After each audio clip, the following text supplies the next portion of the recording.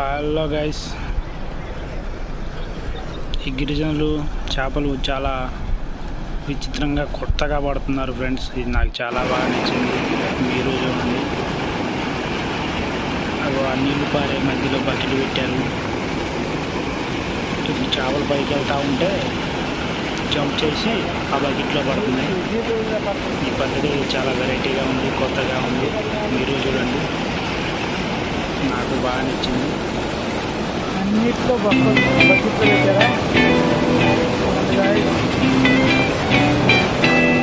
అన్నిట్లో బకెట్లు